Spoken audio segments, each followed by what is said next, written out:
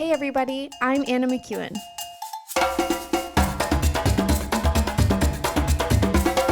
And now for Bob Switzer with the epic narrative. All right, everyone. This is a very optimistic day. I'm very optimistic because I want to deal with, technically 3 chapters, but like the first and the last one are kind of short and sweet. The middle one deals with a big subject, and we all know how I get stuck on stuff. So we will see what happens. But in concept, I want to deal with numbers 15, 16, and 17. I know we're moving through this stuff pretty quickly. I don't know how many episodes we'll have this season. I'm thinking probably we're going to end up with around 40. So not even a full year's worth of Mondays. But that's all right, because we will continue this epic narrative. We are not running out of material anytime soon. So we will roll on. All right, let's jump right in. Numbers 15. The Lord said to Moses, "Speak to the Israelites, say to them, after you enter the land, I will give you as a home and present the Lord offerings, these things, and these things, and these things.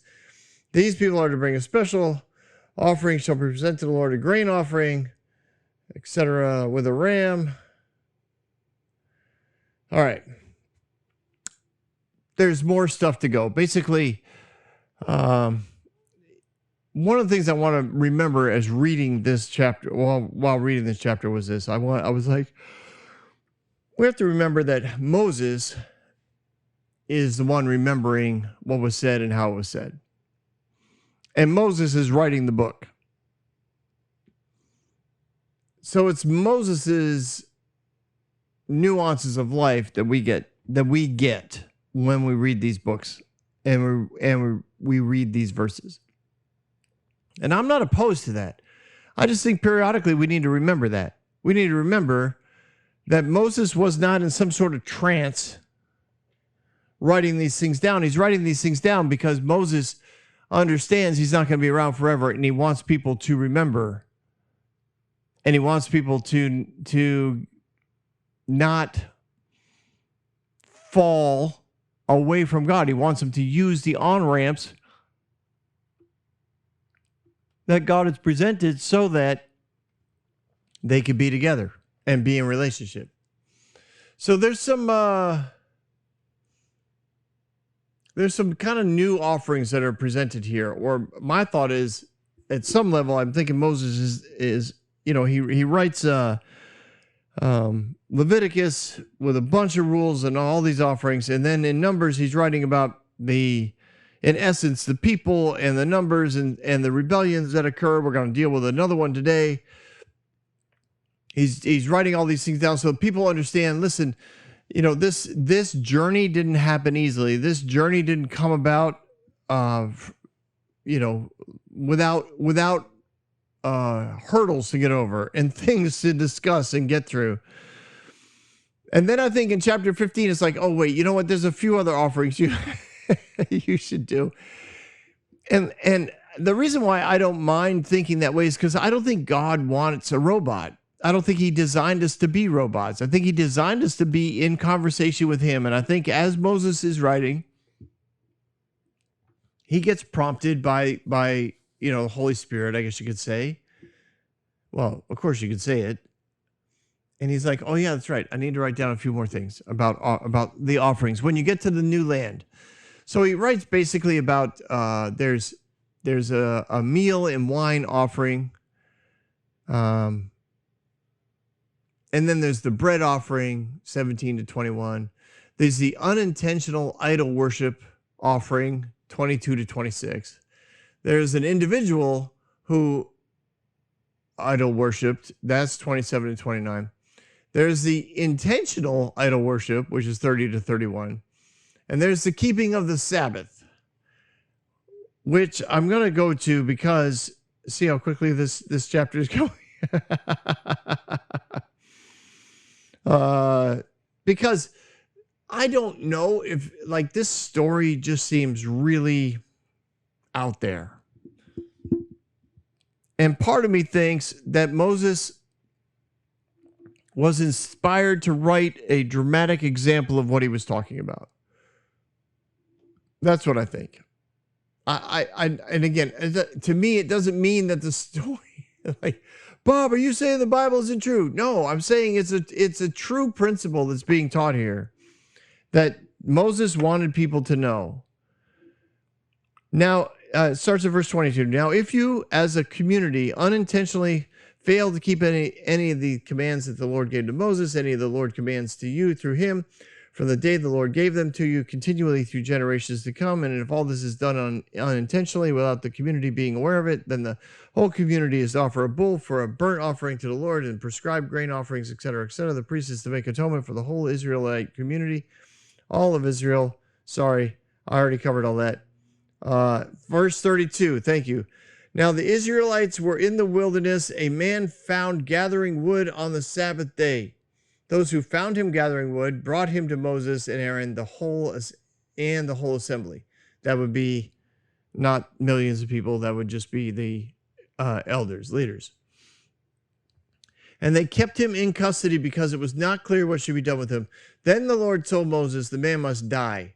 The whole assembly must stone him outside the camp. So the assembly took him outside the camp and stoned him to death as the Lord had commanded to Moses. Like, I don't know. That just seems really short, sweet, and awfully convenient for the point that Moses is trying to make, which is keep the Sabbath. Now, tradition says that it was the second Sabbath on the wilderness journey. So they just got the 10 Commandments. A week and a half ago, 2 weeks ago. And this is the second Sabbath. And he was taking kind of a casual approach to the idea of rest. And he was gathering sticks, and he was way outside of camp. So he had definitely had to work to get there. And those that had seen him, they saw him doing this, and they warned him regarding doing it on the Sabbath and going much too far outside of camp. But remember, they brought this guy to Moses and to Aaron. They were like, hey, we don't know what to do with him. He broke the Sabbath law. Like, what's the deal? And Moses didn't know what to do with him. And so they held him in custody. I don't know how you do that in a tent, but they held him in custody. I guess they tied him to a pole. And then what the part that's hard for me, right? I know a lot of people think God kills people all the time. So they're like, of course God said kill him. See, I don't think God said that. I don't think God was like, this is the death penalty. The wages of sin is death. He sinned, kill him. That's how it goes. I don't go there. I don't go there. I think that he goes to God. Moses goes to the Lord. And Moses says, well, what should we do? And he's like, well, the wages of sin is death. What do you want to do? Okay, I'll go kill him. I don't think God said go kill him. But Moses wanted to make a point. Now, if the story really happened, it really happened. If Moses is writing the story as kind of an inspirational opportunity to encourage people to keep the Sabbath, then you'd want to end it with the final principle of heaven, one of the principles of heaven, which is the wages of sin is death. This is what happens when you sin. You will die. So the whole assembly, all the elders and leaders walk this guy outside of camp and stone him to death. I don't know. I don't buy it as a true story. I just don't. And I know for some of you that just throws the whole idea of the Bible being true into a tailspin. It doesn't throw me into a tailspin. I'm okay with it. I think what Moses was trying to say is this: the Sabbath rest has to be sacred, and your life might depend on it. All right? I get it. I believe some guy probably got caught. I believe probably a lot of people got caught. working hard on the Sabbath. And again, remember, it was the idea that you were doing something to better yourself or improve your standing or enrich yourself on the Sabbath. That was not what the Sabbath was for. The Sabbath was not for you and your personal gain. The Sabbath was for rest. That doesn't mean you weren't allowed to do things around the house or even go walk and see a neighbor or hang out and have a barbecue together. It just meant don't do what you think is necessary in order to propel yourself forward. Spend a day saying, you know what, Lord, I trust you to propel me forward. And that's what was trying to be portrayed here. I believe that this story inspired and continued to create the culture of fear. You must fear God, because they wondered if any infraction they ever did would lead to death. Now, granted, the wages of sin does lead to death, but it's not an immediate transaction. You and I both know that because we've both sinned and we are not dead. That's my story. And then he comes up with some garments, stuff that he wants to do there at the end of chapter 15. Speak to Israelites, say to them throughout the generations to come, make tassels for your corners of your garments, a blue cord on each tassel. You will have these tassels to look at, so you remember all the commands of the Lord, that you may obey them. So basically, Moses is like, everything you wear is whatever, but your jacket, what you wear on the outside, you will always have these tassels. The tassels are to remind you that there are many laws that you need to obey and follow, and the tassels will help you remember that, a physical reminder of your internal commitment to obey the laws of God, as you and I have all agreed on. Now we're in number 16. This is a crazy story of rebellion. The sons of Korah. Prophets love this story, because they love to, people who love God killing other people love this story, because they can point to any act of rebellion and say, you have the spirit of Korah on you. You are part of the sons of Korah. You are in rebellion against God's anointed leader, and you will pay for this. You are going to, and on and on and on and on they go. Well, I'm going to try and get through this. It's not an easy passage. It's not. It's difficult, because the rebellion is really ugly. Rebellion's always ugly. Now, some debate as to when this took place. This is all in chapter 16. Some debate as to when this took place. Some believe it was a year after the Exodus. Now, some believe it was right after the spies had brought the report that the judgment was we were going to wander for the next 40 years in the wilderness. And some say that Korah wanted to be the next high priest. And some say he wanted to replace Moses. So I don't know. They all make sense when it comes to rebellion. Rebellion only needs some sort of on-ramp to justify its pride and arrogance, and it'll find it. So whether, what was the key? What was the first thing Korah wanted? I don't know. All of these things could have been part of something as Korah was gaining momentum, as he was building his case and gaining support. Listen, Moses is not well liked. Moses is somebody who needs to be replaced. Moses promised us the promised land, and now he's telling us we're going to spend 40 years in the desert and we're all going to die. Moses promised, this, and now we're getting that. Moses needs whatever. Like, there's lots of ways that this could have went. I think I'd be a much better high priest than Aaron. I think I'd be a much better leader than Moses. Maybe he wanted to be both. I don't know. But he starts building his case, and he's building his following, and people are getting it all together. So I say combine it all. He saw himself as a great leader. He saw himself as a champion of the people. He thought Moses was too flawed, probably too humble to lead the people. You needed a more confident leader. You needed somebody. I wanted to say cocky. Is that the right word? Somebody who had a little bit of that bravado of a true leader who could stand up and say things and not care what people think. Moses seemed to way too humble for this.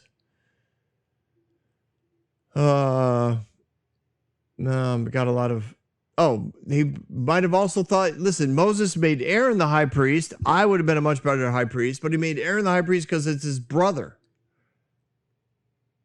That's all. Like, this is nepotism, which, of course, honestly, most ministries are so freakishly filled with. Oh my gosh, right? I mean, they make jokes about it, not because it's funny, but because it's so prevalent, you can only laugh at it.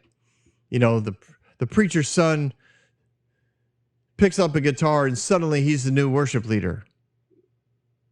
The preacher's daughter hums something in the house and the preacher's like, we have a new lead singer. We'll get rid of so-and-so.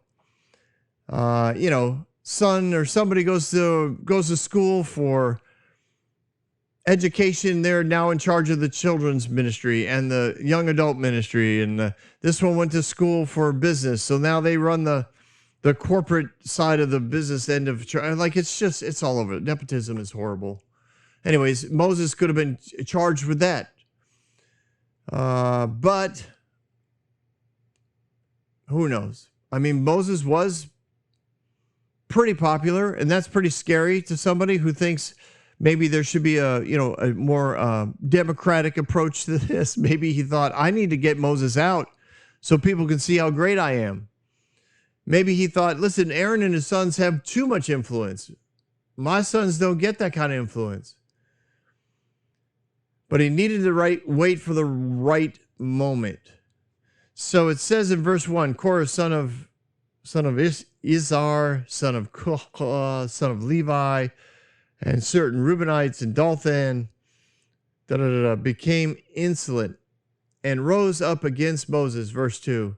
With them were 250 Israelite men, well-known community leaders who had been appointed members of the council. So they waited. They played politics.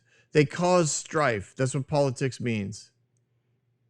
They cause strife. They divide people. They waited for the right moment and they came up. The wandering of 40 years maybe equal, death to everybody over the age of 20. That easily could have been the moment that they were waiting for. The people that were over the 20 and older would never see the promised land, which is what Moses told them they were all going to see, and now they wouldn't. So why follow Aaron? Why follow the law? All this was made up to keep them in power. Don't you see what they're doing?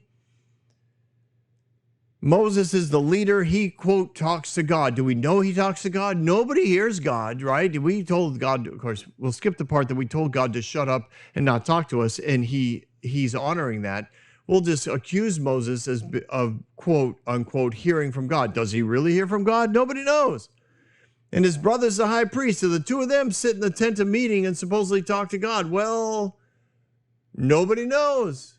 I think this is all a fraud. I think they all want power, the two of them and their families. The Levites, his children, way too much power going on here. The current governance of the nation depended on one family, Moses and Aaron. But Korah probably promised everybody more power. He probably promised everybody a seat at the table. Everything would be better under Korah. Things would be better for the people as well. He would lead them to success. And if they wanted to go back to Egypt, he could take them back to Egypt and he'd work out a much better deal. Much better deal than Aaron ever worked out.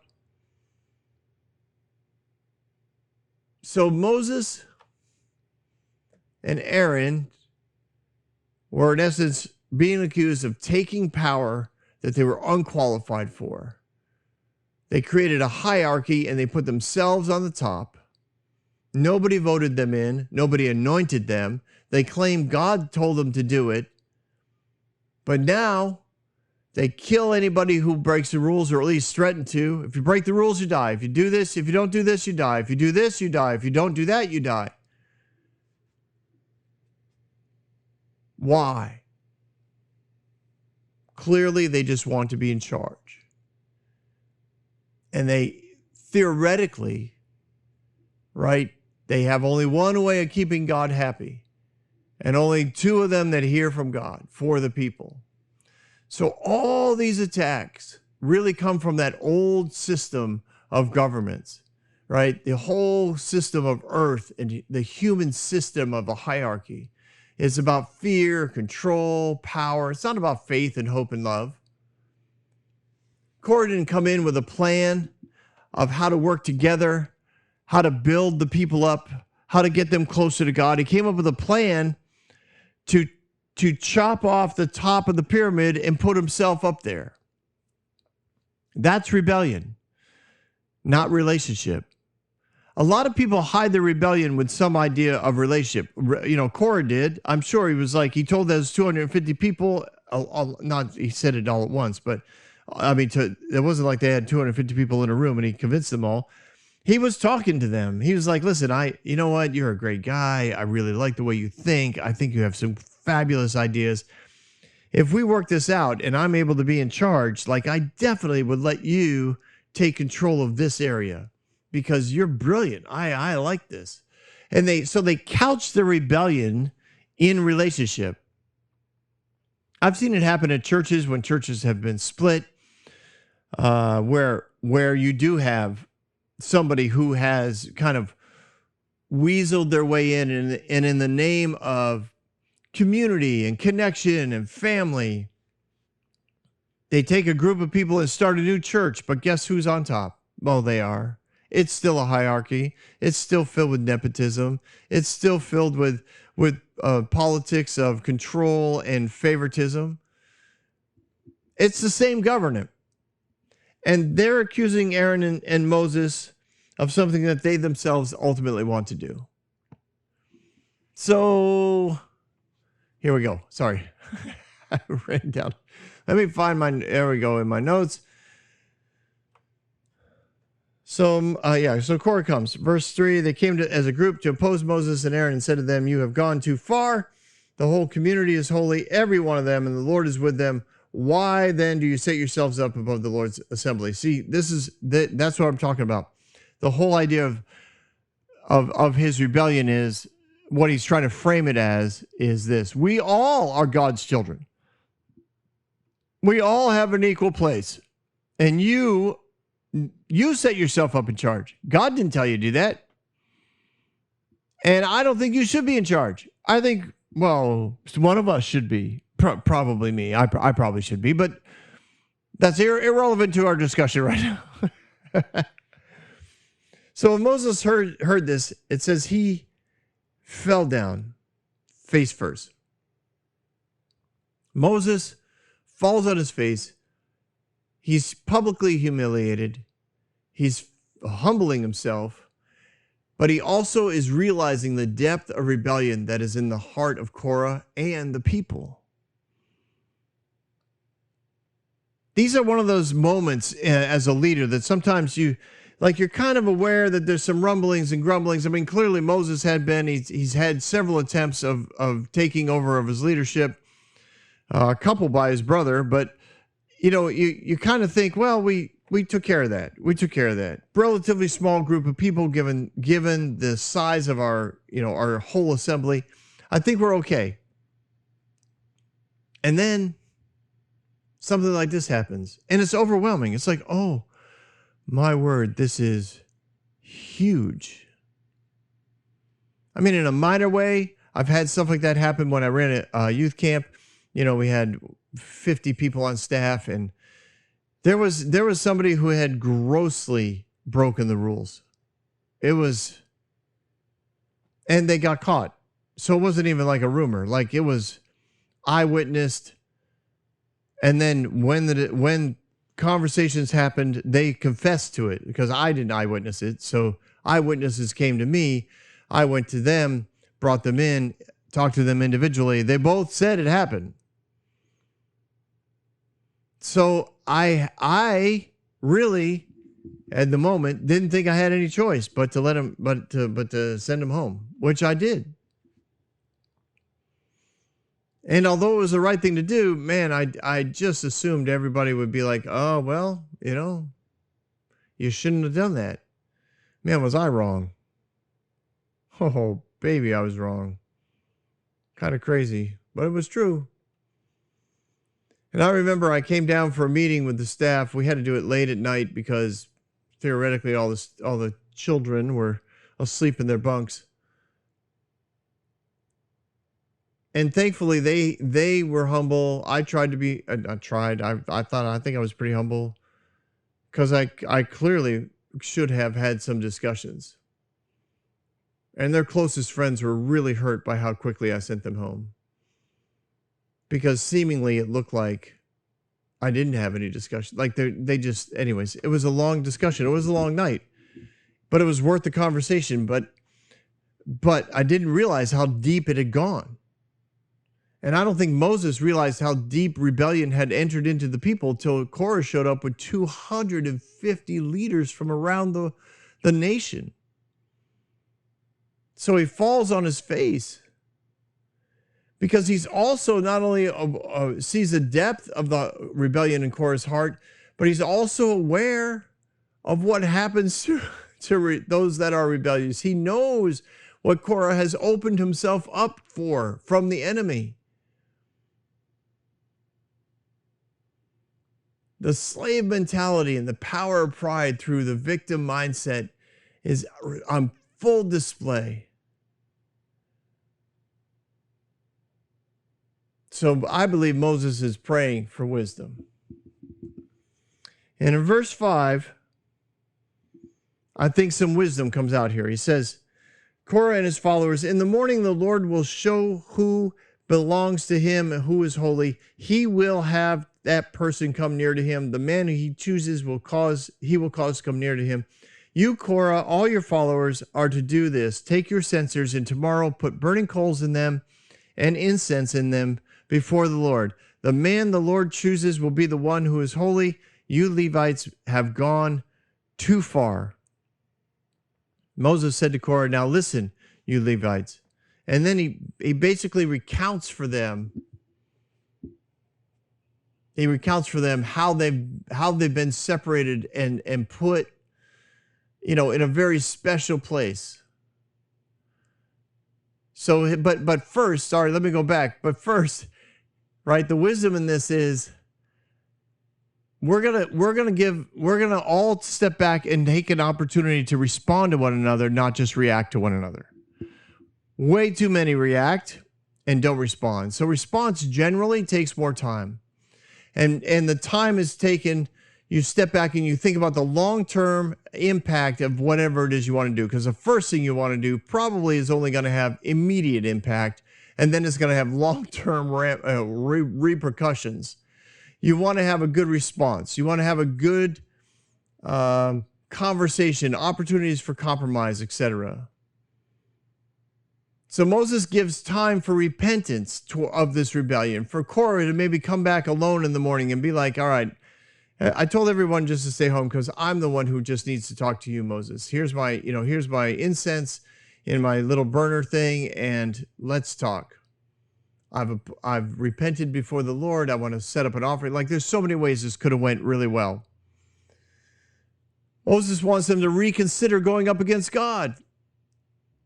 Now, he makes God the judge, not himself or even his brother. He's like, listen, you don't think I deserve to be in my place. You don't think Aaron deserves to be in his place. You don't think Aaron's sons deserve to be in their places. So we will put God as judge. We will let him decide. We will all stand before him tomorrow with our incense. We will let God choose who he wants to be in charge. You'll see it. You'll see that I did not make this up. I didn't sit on the mountain and say, hey, this is a great way to get control. So they take their censers, they put incense, they put coals in there, they put incense in there. And this is to identify clearly anyone who's in rebellion. Not all 250 people had to do this, right? All of them, half of them could have went home and said, you know what, I'm not going in the morning. I'm just not. I was with them today, but I've thought about it, and I don't think I'm going. But Moses continues basically speaking to the Levites in the group. He's like, listen, God has set you up to be amazing, put you over an amazing amount of responsibility. Is it not? Sorry. It is against the Lord that you and all your followers have banded together. Who is Aaron that you should grumble against him? Oh, sorry. Verse 9. Is it not enough for you that God of Israel has separated you from the rest of the Israelite community and brought you near to him to do the work of the Lord's tabernacle, to stand before the community and minister to them? Has he brought you and all your fellow Levites near to himself, but now you are trying to get the priesthood too? It is against the Lord that you are banded together against. Who is Aaron that you should grumble against him? It's very, very intense language. Moses defends himself in verse 18.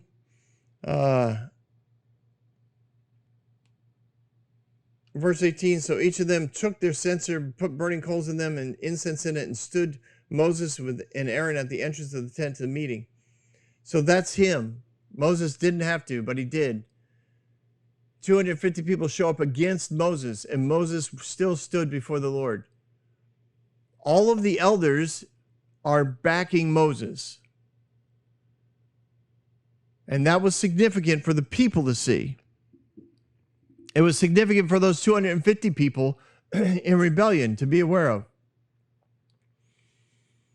Now, God sees the destruction that's coming, right? He's not causing this. The Lord said to Moses and Aaron, separate yourselves from the assembly so I can put an end to them at once. Moses and Aaron fell face down. O God, the God who gives breath to all living things, you will be angry with the entire assembly when only one man sins? And the Lord said to Moses, say to the assembly, move away from the tents of Korah, Dathan, and Abiram. Moses got up and went to those tents, basically, and the elders followed him, and he warned all the assembly, move back from these guys' tents. They are in rebellion. This could get really bad. This is how you would know that the Lord has sent me to do all these things. Verse 28. If these men die of natural death and suffer a fate of all mankind, then the Lord has not sent me. In other words, if all of us live happily ever after, then I am not the one who should have been in charge. Verse 30, this is interesting to me because I believe Moses orchestrated this. If the Lord brings about something totally new, the earth opens up its mouth and swallows them with everything that belongs to them, and they go down alive into the realm of the dead, then you will know that these men have treated the Lord with contempt. And as soon as he finished saying all this, the ground under them split apart. I believe Moses was speaking in authority, in the authority that God had given him. And he spoke death over the leaders of this rebellion. He called on the Lord to do this. He said, I'm deciding what the judgment is here. If we all live happily ever after, I was never supposed to be in charge. But if the ground opens up right now and swallows all of this, then I'm the one who's supposed to be in charge. And the ground opened up and swallowed them all. Now everybody's freaking out, right? Wouldn't you? Moses, I believe, decided what the judgment would look like. And God honored it because God gave Moses the authority to be the judge.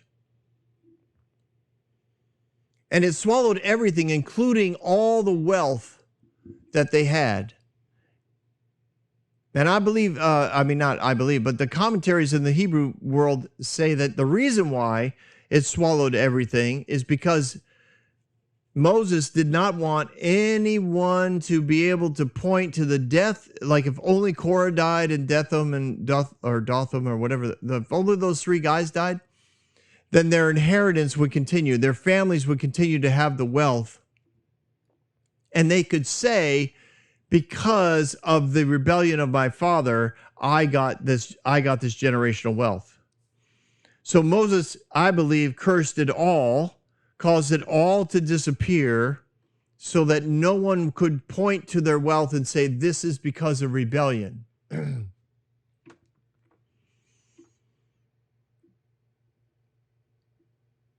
Then he goes back to the tent of meeting, which I'm sure the 250 people that were now standing there with their incense going, oh, crud, we may have made a bad choice here. I mean, people are running through the neighborhood screaming, you know, the ground is opened up. Everybody died. Everything's gone. The tents are, everything's gone. The earth has swallowed them into the realm of the dead. They were swallowed alive. Like it was, whoa, like what just happened? And again, I think Moses is in charge at this point, and he calls for the fire of God to come down, and it burns everyone but him and Aaron. And the only thing that's left, I mean, it burns them so intensely. The only thing left are the are the incense pans, the pans of incense.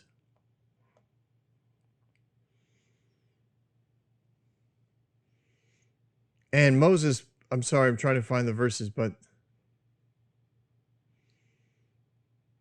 Eleazar. They call Eleazar, and he's like, all right, go collect all the bronze censers.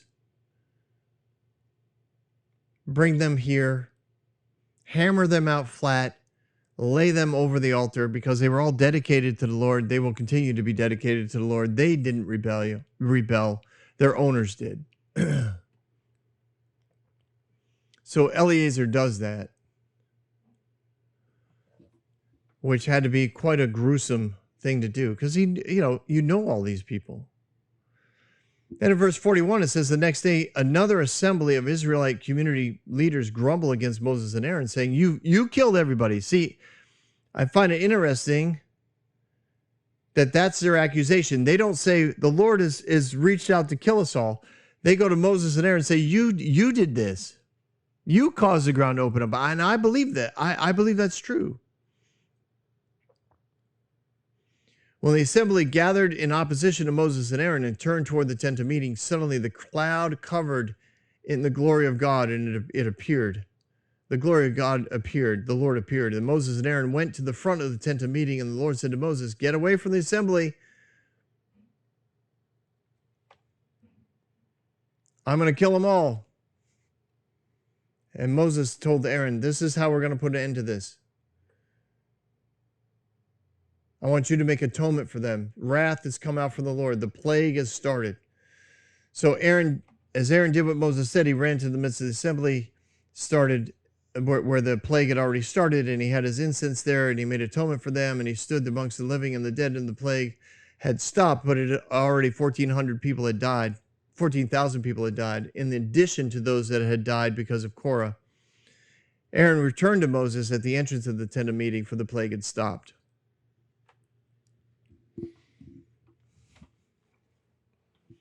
For me, this is a residual effect of what Moses had done the day before. He says, he calls the earth to open up. He calls down fire from heaven. And in essence, he set a standard for anyone who rebels against him. He set a standard for himself to be his own defender in the authority that God had given him. Now, freedom is a very crazy thing when it comes to, I believe, the principles of the kingdom of heaven, because you're free to do this. And without going into tons of detail, I believe Peter does it with Ananias and Sapphira in the New Testament. And God honors, he's not going to give you authority and then take it back and say you misused it. God's hope and his purpose is, let's work together with the authority I've given you, so that out of friendship and relationship, you understand how to use that authority. But I'm giving you freedom. You can go for it. And I think Moses did. And people came in the next morning and they were in rebellion. And Moses was like, I mean, what Moses had set in motion the day before was now continuing. So they end the rebellion. They end the plague. And basically, they need to kind of reassemble themselves in the leadership and kind of get everybody walking together again. So he's like, get the 12 staffs from the 12 leaders of one leader from each of the ancestral tribes. Write the names on the staff. On the staff of Levi, write Aaron's name, for there must be one staff as the head of each ancestral tribe. Place them in the front of the tent of meeting, in front of the Ark of the Covenant, where I meet with you. And he basically said, I'm going to cause the staff, I'm going to choose a staff, and that will prove to everyone who is supposed to be in charge. Yesterday, we proved that Moses was someone that I chose, and he has authority, and I honor him in that, and I give him the freedom to use that authority. So Moses took all the staffs, and he put them down in front of the ark, and the next day, Moses entered the tent, and Aaron's staff, which represented the tribe of Levi, not only had sprouted, but budded, blossomed, and produced almonds. Moses brought out all the staffs to present to the Israelites. They all looked at them, and each of the leaders took his own staff back. And Moses put Aaron's staff in front of the Ark of the Covenant law to be kept there as a sign to the rebellious, that this would put an end to their grumbling against me, so that more of them won't die. Moses did just as the Lord commanded, and the Israelites said to Moses, we will die. We are all lost. We are all lost. Anyone who even comes close to the tabernacle of the Lord will die. We're all going to die. Are we all going to die? They end with a question. Are we all going to die? It's fascinating, isn't it? When the leader successfully creates fear because of their authority and their power, and now the people start coming to them with fear-based questions. And I wonder if in his own way, Moses sat back and was like, oh man, I might have handled that differently. I probably should have thought that through a little deeper. I don't know. I don't think it was in Moses to kill everyone. I think he had too many opportunities and he didn't. But I do think in these chapters, we see a couple times where he just went after it. He was tired of it. This was the third or fourth attempt at his leadership, and he's like, no, like this needs to end now. This will end now, and he ended it. And the residual effect killed thousands more people because the next day there was more rebellion. So in the end, they do this whole staff thing, and basically we're going to give you a visual reminder that God really did choose Moses and Aaron. We did not usurp the authority or pretend that God talked to us or manipulate the voice of God to take authority and power over you. You all should be talking to God on your own. You all should be in relationship with him. We have these roles because of you being in a place of fear and feeling condemned and separated from God. But that's not truth. That's not truth. So I do imagine when he walked in the morning and he saw whose staff had, I mean, it wasn't just like green leaves. Like it was every stage of life was seen on the staff of Aaron. And he probably saw it and thought, oh, awesome. Like, I mean, I knew it was Aaron, but whoo, I'm glad it's Aaron. Like this could have got messy if somebody else's rod had budded. And he brings it out, and again, it was something that was clear. Like everybody else's stick was dead, and Aaron's was clearly alive. And it miraculously stayed alive. Of course, Aaron had to get a new stick, but rebellion at least had a visual reminder that the two guys that were leading the nation at this time were two guys that the Lord had chosen. And although they may not be perfect, and they might still lead from an old paradigm, and they might call down fire from heaven and kill people, God still got God didn't reverse his calling. And you can have a call on your life. And you could have screwed it up real bad. You could have hurt people real bad. And God's like, that's okay. If you're willing to walk with me and learn from me and be in a relationship with me, then we can walk this out. It doesn't mean you're going to get your old job back. It doesn't mean that all those people should fall into alignment and worship you again. But he can bring life back to a dead staff, to a dead leadership. He can bring it back. So let's come back again next week and continue this journey. It is a fascinating one, isn't it? Thanks for hanging out. This was a long one, but I love you guys. See you next week on The Epic Narrative. Don't go anywhere. We've got Bob Thoughts. As always, it's a pleasure to share my thoughts with you today. I wanted to tell you a story. It happened last night. We had some friends over, had burgers and guacamole. Did you guys say guacamole or guacamole? We had mashed avocado. Anyways, it was sweet. We had a good time. They are not. If I was 20 years younger in that particular vein of Christianity, I would say, these are pretty rough individuals, but they're our friends and they're good neighbors. And we're all currently, in our RVs, and we're all headed out here in a few weeks. So we're going to miss them. And they've, like I said, been really good friends and neighbors. And we're chatting about work and travel and grandkids and kind of going all over the place. And one toward the end of our time, it wasn't, for us it was evening because, we're old. And so it was like, 7:30. and all of us are thinking, well, probably should be getting ready for bed in about an hour. It's pathetic. Anyways, we were talking, and somehow, I honestly don't know how, but she told the story, our guest, she told the story. She said, I'll never forget this. She goes, I did go to church. We were telling stories about, doing things with that your parents didn't know you did. That's what it was. Of course, those stories are fun. But she said, my dad used to send us to Sunday school, and he would give each of us $2 and send us off to church on Sunday morning.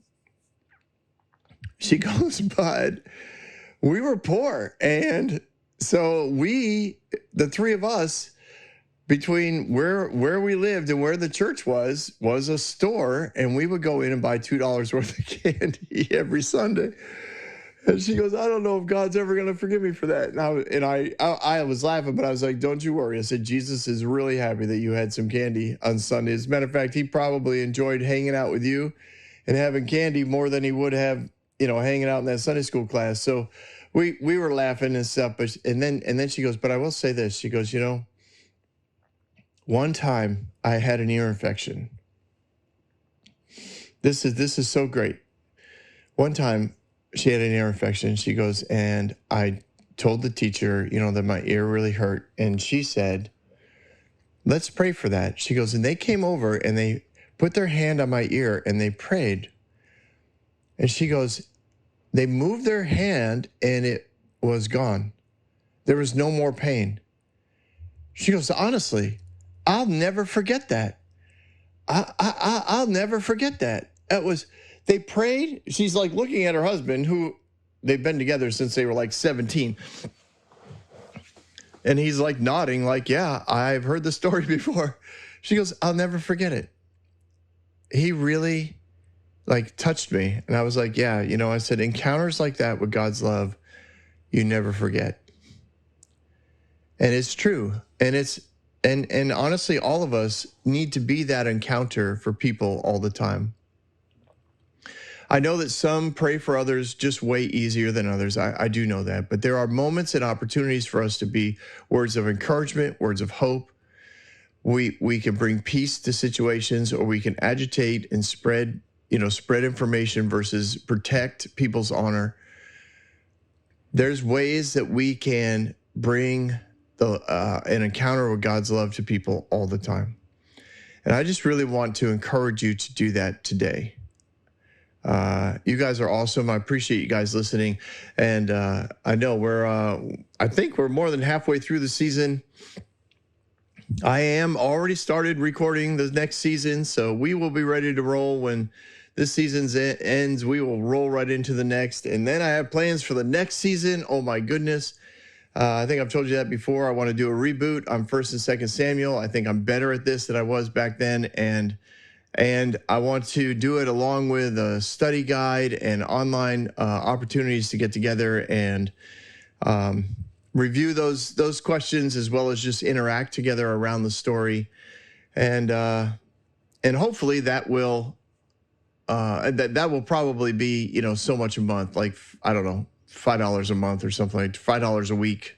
I don't know. We'll see what happens. Anyways, but I do want to ask you guys to help. There's a really awesome group called Rethinking God with Tacos. I've been on their podcast, and we've had great conversations, and they do, the leadership there really enjoy the epic narrative, and they do encourage people to listen to it. But they have a conference in September, and I know this might sound weird if you're listening to this 3 years from now, but in the end of September, this organization of people, it's not really I don't know what it is. It's not a business. Anyways, this connection of people, we're getting together at the end of September, and we could, if you could, I'd like you to invest in the epic narrative promoting itself at that conference.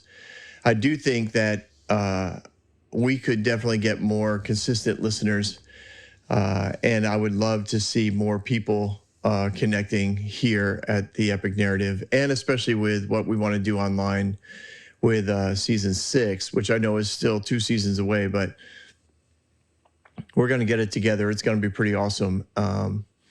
So if you could help me, that would be great. I took as much as I could, which was $500, and I invested in the first level of promotion, which is basic, but at least it's out there. For another 500, so a total of 1,000, we could get a little bit more exposure. And then the top level, so there's the first two, 500, 1,000. The top level is 3,000. Now, that would be spectacular, but it depends on how many of you guys can help out. But if you can help out, that'd be really awesome. I'd be so encouraged. And I do think that like I said, that group is drawing people in that really enjoy what we do here on the Epic Narrative. We just have to let more of them know about it. And I think that this would be a great way to do that, because we would be mentioned, the upper level would get mentioned on just about every recording, which people will listen to all over the world. And, be in emails and literature, and we'd get a little bit of stage time. So yeah, if you guys could contribute to that, that'd be great. You can contact me at my email address, thebobswitzer@gmail.com. Let me know what you can do. But I am not a 501c3. I've told you guys that before. I'm not going to be, because of how crazy. Anyways, that's another whole issue. But you can give directly to my PayPal account. I also have an Apple account, which comes in through my phone, and I also have a Zelle account, which comes in through an email. It's a different email than the bobswitzer@gmail. So if you're interested, contact me on thebobswitzer@gmail.com, and we can work out a way for you to send us that gift, and let's get more people listening to the Epic Narrative. All right. Hope you guys are having a great day, and definitely give people an encounter with God's love. Have a good one.